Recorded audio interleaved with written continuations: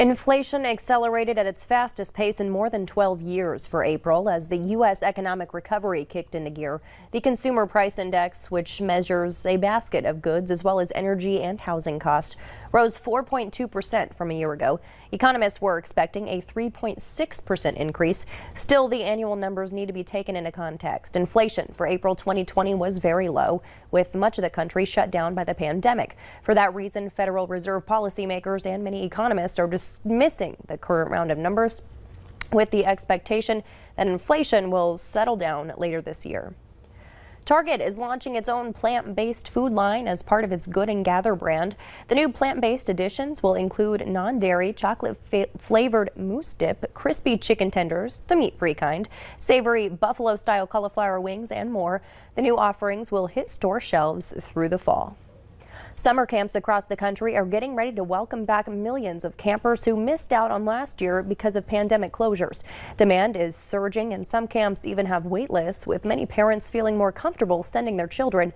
Meg Oliver visited a camp in New Jersey to look at safety precautions.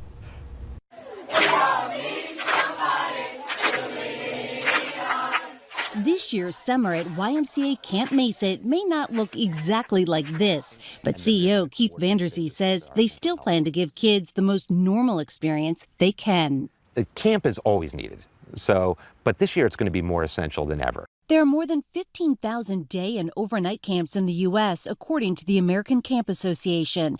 Last summer, 40% of day camps and 82% of overnight camps closed. There was over $16 billion in lost revenue, direct revenue to camps as well. It is a summer of hope and a summer of opportunity. I'm feeling so excited for this summer that we can finally open again for our 121st year. They plan to follow state COVID guidelines. Kids must have a negative COVID test within 72 hours of arrival. Then they'll test them again 5 days into camp.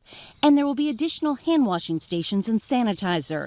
Big events like campfires will be social distanced, and campers will live and interact in cohorts or small groups of up to 20 kids. Our goal is to be outdoors as much as possible, be in the cohort as much as possible, and maskless as much as possible. What happens if a camper tests positive? We have had to set up isolation quarters this year. We'll be notifying parents right away, quarantining as necessary, and making sure that camp is safe for the rest of our population. New York City siblings Aiden, Bella, and Max Tirado are counting down the days until they're back at Camp Mason. I feel like camp will give us a chance to escape what's happening in the rest of the world for a little bit. Bella, what are you looking forward to the most at camp? Meeting new people and being able to socialize a bit more, because I haven't been able to do that really at home much because of everything that's happening. Amid everything that's happening, everyone seems ready to lean on some sort of normalcy. Meg Oliver, CBS News, Hardwick, New Jersey. The American Camp Association says 900,000 seasonal employees, including young people 18 to 25 years old, didn't have those camp jobs last summer because of the closures. Ellen DeGeneres has announced she's ending her daytime talk show next year. The comedian told The Hollywood Reporter that the show's upcoming 19th season will be its last. Over the past year, DeGeneres has endured controversy over allegations of a toxic workplace at her show, which led to the dismissal of several key executives. Ratings for the show have declined about 40% since last season.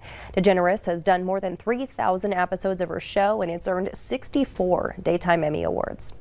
Straight ahead, how a hairstylist saved her client's life.